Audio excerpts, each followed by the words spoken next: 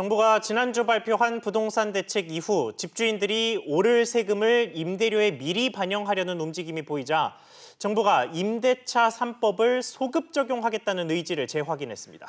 집주인들은 집주인들대로 반발이 거센데 현장 상황과 앞으로의 전망, 취재 기자와 이야기해보겠습니다. 경제부 김정현 기자 나왔습니다. 김 기자, 네. 이 기재부가 임대차 3법과 관련해서 따로 설명 자료까지 냈다고요? 네, 그렇습니다. 이 임대차 3법은 세입자 주거권 보호를 위해 추진 중인 전월세 신고제와 상한제, 또 계약갱신 청구권제 이렇게 세 가지 내용을 담은 법안입니다. 이 기획재정부는 어제 설명 자료를 내고 기존 계약에도 전월세 상한제, 또 계약갱신 청구권을 도입하는 방안을 검토 중이다라고 밝혔는데요. 정부는 굳이 소급 적용을 추진하는 이유에 대해 7.10 대책으로 다주택자들의 늘어난 세금 부담을 세입자에게 전가할 수 있다는 부작용을 막기 위해서라고 설명했습니다. 정부 얘기를 들어보시죠. 네. 상가임대차법을 개정할 때처럼 기존 계약과 갱신 계약에도 똑같이 도입된다고 한다면 지금 살고 계시는 임차인들의 그 주거 안정의 문제는 상당 부분 해소될 수 있지 않을까 생각합니다.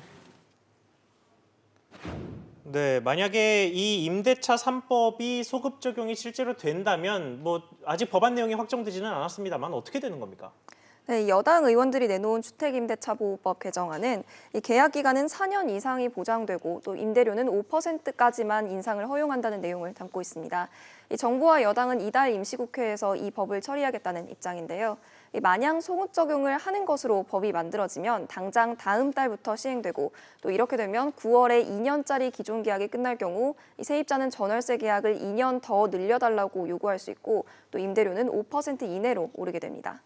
네, 집주인들의 반발이 상당할 것 같은데요. 네, 그렇습니다. 당장 올 9월, 10월 계약을 앞둔 임대인들의 불만이 높은 상황인데요.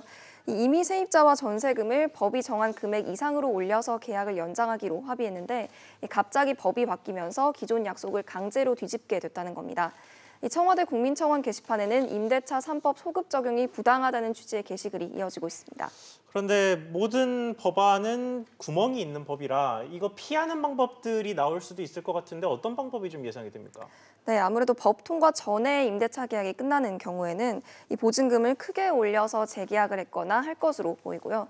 또 법안 통과 이후에는 임대료 인상 기준이 기존 계약을 근거로 하기 때문에 이 집주인들은 새로운 임대차 계약 체결을 위해 일단 직접 입주할 가능성이 있습니다. 이 경우에 전세 물건이 더 줄어들 수 있어서 당분간은 전월세 시장 동요와 분쟁은 불가피할 전망입니다. 네, 김 기자 잘 들었습니다.